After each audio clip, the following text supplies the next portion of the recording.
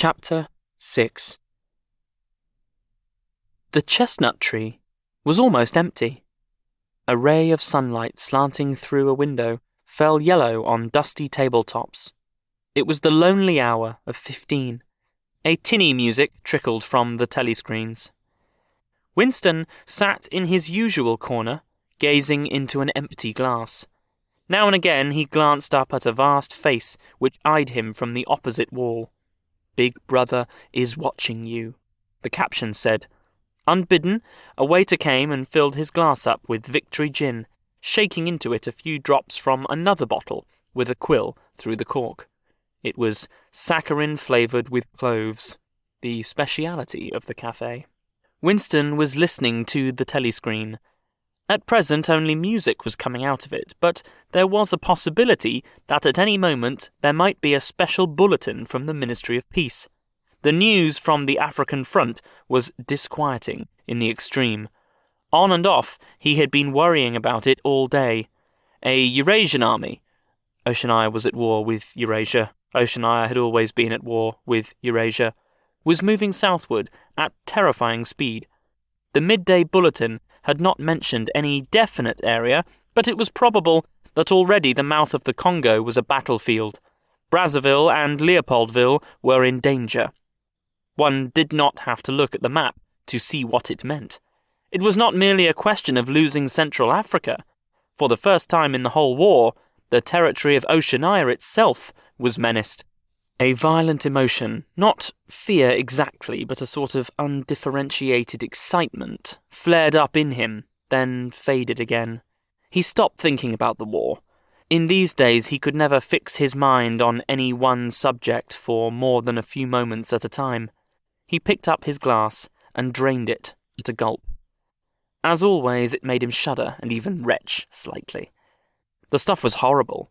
The cloves and saccharin themselves, disgusting enough in their sickly way, could not disguise the flat, oily smell. And what was worst of all was that the smell of gin, which dwelt with him night and day, was inextricably mixed up in his mind with the smell of those. He never named them, even in his thoughts. And so far as it was possible, he never visualized them. They were something that he was half aware of, hovering close to his face, a smell that clung to his nostrils. As the gin rose in him, he belched through purple lips. He had grown fatter since they released him, and had regained his old colour.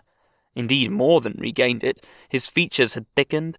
The skin on nose and cheekbones was coarsely red. Even the bald scalp was too deep a pink. A waiter, again unbidden, brought the chessboard and the current issue of the Times, with the page turned down at the chess problem. Then, seeing that Winston's glass was empty, he brought the gin bottle and filled it. There was no need to give orders, they knew his habits. The chessboard was always waiting for him. His corner table was always reserved. Even when the place was full, he had it to himself, since nobody cared to be seen sitting too close to him. He never even bothered to count his drinks.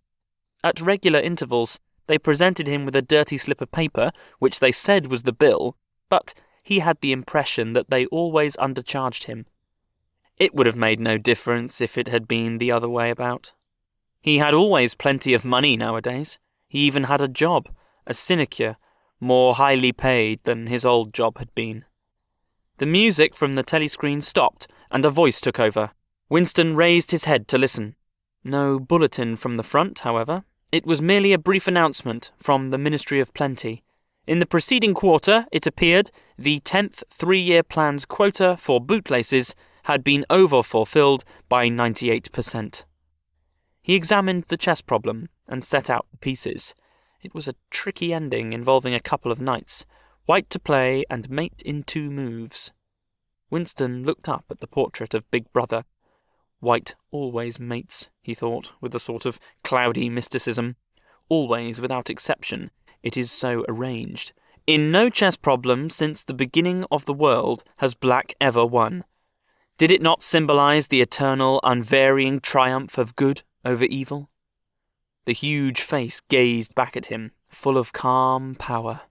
White always mates. The voice from the telescreen paused and added in a different and much graver tone, "You are warned to stand by for an important announcement at 15:30. 15:30. This is news of the highest importance. Take care not to miss it. 15:30. The tinkling music struck up again. Winston's heart stirred. That was the bulletin from the front. Instinct told him that it was bad news that was coming. All day, with little spurts of excitement, the thought of a smashing defeat in Africa had been in and out of his mind. He seemed, actually, to see the Eurasian army swarming across the never-broken frontier and pouring down into the tip of Africa like a column of ants. Why had it not been possible to outflank them in some way? The outline of the West African coast stood out vividly in his mind. There was the proper spot. Even while he saw the black horde racing southward, he saw another force, mysteriously assembled, suddenly planted in their rear, cutting their communications by land and sea. He felt that by willing it, he was bringing that other force into existence. But it was necessary to act quickly. If they could get control of the whole of Africa, if they had airfields and submarine bases at the Cape, it would cut Oceania in two. It might mean anything.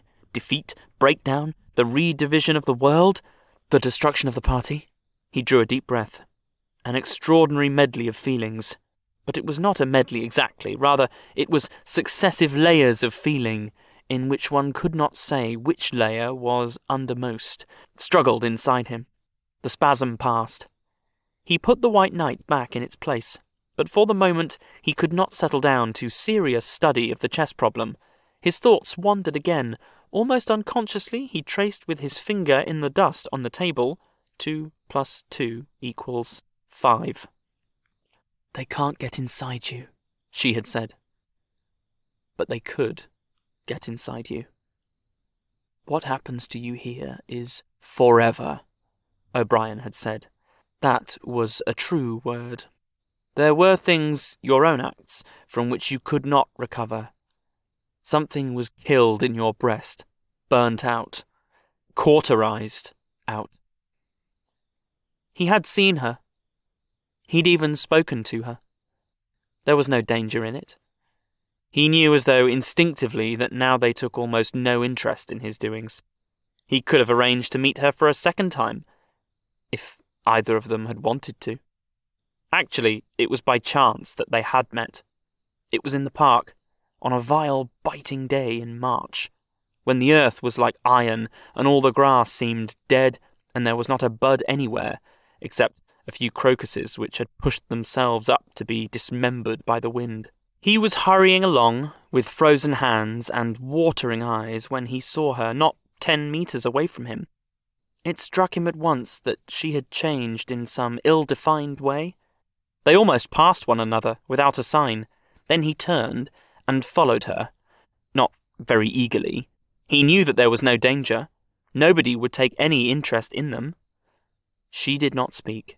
She walked obliquely away, across the grass, as though trying to get rid of him, then seemed to resign herself to having him at her side.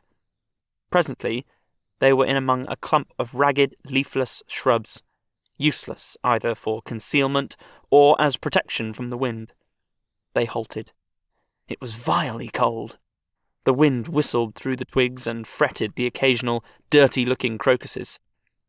He put his arm round her waist. There was no telescreen, but there must be hidden microphones. Besides, they could be seen. It did not matter. Nothing mattered. They could have lain down on the ground and done that, if they had wanted to. His flesh froze with horror at the thought of it. She made no response whatever to the clasp of his arm. She did not even try to disengage herself. He knew now what had changed in her. Her face was sallower, and there was a long scar, partly hidden by the hair, across her forehead and temple. But that was not the change. It was that her waist had grown thicker, and, in a surprising way, had stiffened. He remembered how, once after the explosion of a rocket bomb, he had helped to drag a corpse out of some ruins, and had been astonished not only by the incredible weight of the thing, but by its rigidity and awkwardness to handle, which made it seem more like stone than flesh. Her body felt like that. It occurred to him that the texture of her skin would be quite different from what it once had been. He did not attempt to kiss her, nor did they speak. As they walked back across the grass, she looked directly at him for the first time. It was only a momentary glance, full of contempt and dislike. He wondered whether it was a dislike that came purely out of the past, or whether it was inspired also by his bloated face and the water that the wind kept squeezing out from his eyes. They sat down on 2 iron chairs, side by side, but not too close together. He saw that she was about to speak. She moved her clumsy shoe a few centimetres and deliberately crushed a twig. Her feet seemed to have grown broader, he noticed. "I betrayed you," she said, baldly. "I betrayed you," he said. She gave him another quick look of dislike. "Sometimes," she said, "they threaten you with something you can't stand up to, can't even think about. And then you say, 'Don't do it to me, do it to somebody else, do it to so-and-so.' And perhaps you might pretend afterwards that it was only a trick and that you just said it to make them stop and didn't really mean it. But that isn't true. At the time when it happens, you do mean it. You think there's no other way of saving yourself, and you're quite ready to save yourself that way. You want it to happen to the other person. You don't give a damn what they suffer. All you care about is yourself." "All you care about is yourself," he echoed. "And after that, you don't feel the same way toward the other person any longer." "No," he said. "You don't feel the same." There did not seem to be anything more to say. The wind plastered their thin overalls against their bodies. Almost at once it became embarrassing to sit there in silence. Besides, it was too cold to keep still. She said something about catching her tube and stood up to go. "We must meet again," he said. "Yes," she said. "We must meet again." He followed irresolutely for a little distance, half a pace behind her. They did not speak again. She did not actually try to shake him off, but walked at just such a speed as to prevent his keeping abreast of her. He had made up his mind that he would accompany her as far as the tube station. But suddenly this process of trailing along in the cold seemed pointless and unbearable. He was overwhelmed by a desire not so much to get away from Julia as to get back to the Chestnut Tree Cafe, which had never seemed so attractive as at this moment. He had a nostalgic vision of his corner table, with the newspaper and the chessboard and the ever-flowing gin. Above all, it would be warm in there. The next moment, not altogether by accident, he allowed himself to become separated from her by a small knot of people. He made a half-hearted attempt to catch up, then slowed down, turned, and made off in the opposite direction. When he had gone 50 metres, he looked back. The street was not crowded, but already he could not distinguish her. Any one of a dozen hurrying figures might have been hers. Perhaps her thickened, stiffened body was no longer recognisable from behind. "At the time, when it happens," she had said, "you do mean it." He had meant it. He had not merely said it, he had wished it. He had wished that she, and not he, should be delivered over to the... Something changed in the music that trickled from the telescreen. A cracked and jeering note, a yellow note, came into it. And then, perhaps it was not happening, perhaps it was only a memory talking on the semblance of sound. A voice was singing, "Under the spreading chestnut tree, I sold you and you sold me." The tears welled up in his eyes. A passing waiter noticed that his glass was empty and came back with the gin bottle. He took up his glass and sniffed at it. The stuff grew not less but more horrible with every mouthful he drank. But it had become the element he swam in. It was his life, his death, and his resurrection. It was gin that sank him into stupor every night, and gin that revived him every morning. When he woke, seldom before 1100, with gummed-up eyelids and fiery mouth and a back that seemed to be broken, it would have been impossible even to rise from the horizontal if it had not been for the bottle and teacup placed beside the bed overnight. Through the midday hours he sat with glazed face, the bottle handy, listening to the telescreen. From 15 to closing time he was a fixture in the chestnut tree. No one cared what he did any longer. No whistle woke him, no telescreen admonished him. Occasionally, perhaps twice a week, he went to a dusty, forgotten-looking office in the Ministry of Truth and did a little work, or what was called work. He had been appointed to a subcommittee of a subcommittee, which had sprouted from one of the innumerable committees dealing with minor difficulties that arose in the compilation of the 11th edition of the Newspeak Dictionary. They were engaged in producing something called an interim report, but what it was they were reporting on he had never definitely found out. It was something to do with the question of whether commas should be placed inside brackets or outside. There were 4 others on the committee, all of them persons similar to himself. There were days when they assembled and then promptly dispersed again, frankly admitting to one another that there was not really anything to be done. But there were other days when they settled down to their work almost eagerly, making a tremendous show of entering up their minutes and drafting long memoranda which were never finished. When the argument as to what they were supposedly arguing about grew extraordinarily involved and abstruse, with subtle haggling over definitions, enormous digressions, quarrels, threats even, to appeal to higher authority, and then suddenly the life would go out of them, and they would sit round the table looking at one another with extinct eyes, like ghosts fading at cock-crow. The telescreen was silent for a moment. Winston raised his head again. The bulletin! But no. They were merely changing the music.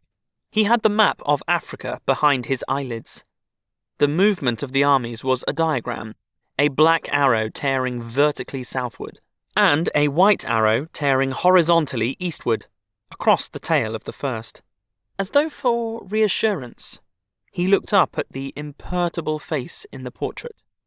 Was it conceivable the second arrow did not even exist? His interest flagged. Again. He drank another mouthful of gin, picked up the White Knight, and made a tentative move. Check.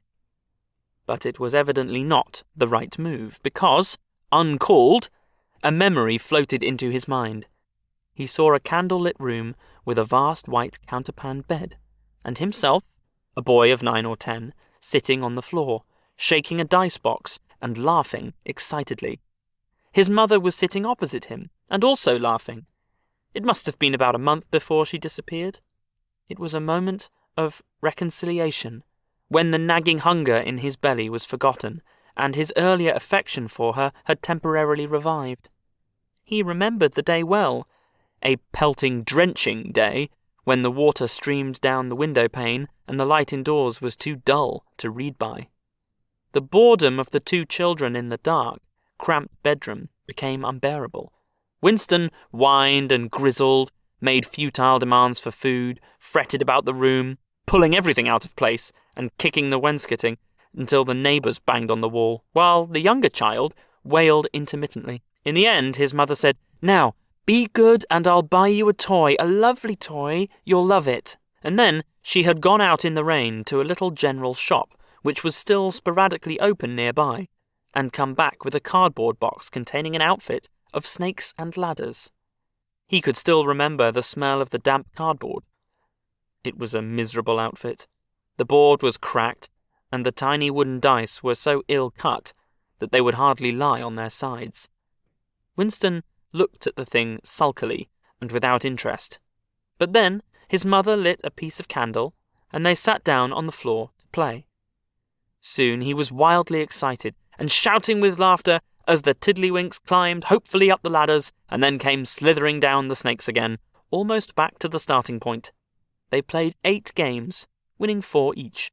His tiny sister, too young to understand what the game was about, had sat propped up against a bolster, laughing because the others were laughing. For a whole afternoon, they had all been happy together, as in his earlier childhood.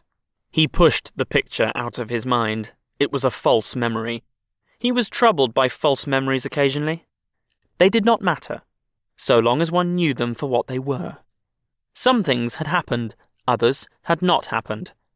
He turned back to the chessboard and picked up the white knight again. Almost in the same instant, it dropped onto the board with a clatter. He had started as though a pin had run into him.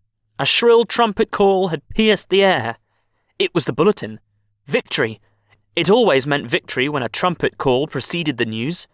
A sort of electric thrill ran through the cafe. Even the waiters had started and pricked up their ears. The trumpet call had let loose an enormous volume of noise. Already an excited voice was gabbling from the telescreen, but even as it started, it was almost drowned out by a roar of cheering from outside. The news had run round the streets like magic. He could hear just enough of what was issuing from the telescreen to realise that it had all happened as he had foreseen. A vast, seaborne armada secretly assembled, a sudden blow in the enemy's rear, the white arrow tearing across the tail of the black. Fragments of triumphant phases pushed themselves through the din. Vast strategic manoeuvre, perfect coordination, utter rout, 500,000 prisoners, complete demoralization, control of the whole of Africa, bringing the war within measurable distance of its end. Victory, greatest victory in human history. Victory, victory, victory! Under the table, Winston's feet made convulsive movements. He had not stirred from his seat, but in his mind he was running, swiftly running. He was with the crowds outside, cheering himself deaf. He looked up again at the portrait of Big Brother, the colossus that bestrode the world, the rock against which the hordes of Asia dashed themselves in vain. He thought how 10 minutes ago, yes, only 10 minutes, there had still been equivocation in his heart, as he wondered whether the news from the front would be of victory or defeat. It was more than a Eurasian army that had perished. Much had changed in him since the first day in the Ministry of Love. But the final, indispensable healing change had never happened. Until this moment. The voice from the telescreen was still pouring forth its tale of prisoners and booty and slaughter, but the shouting outside had died down a little. The waiters were turning back to their work. One of them approached with the gin bottle. Winston, sitting in a blissful dream, paid no attention as his glass was filled up. He was not running or cheering any longer. He was back in the Ministry of Love, with everything forgiven, his soul white as snow. He was in the public dock, confessing everything, implicating everybody. He was walking down the white-tiled corridor, with the feeling of walking in sunlight, and an armed guard at his back. The long-hoped-for bullet was entering his brain. He gazed up at the enormous face. 40 years it had taken him to learn what kind of smile was hidden beneath the dark moustache. Oh, cruel, needless misunderstanding!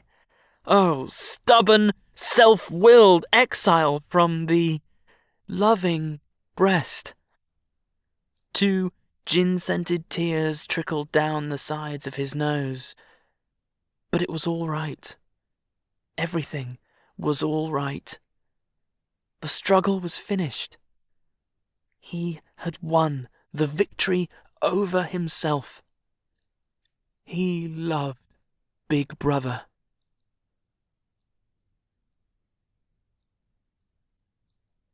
The end.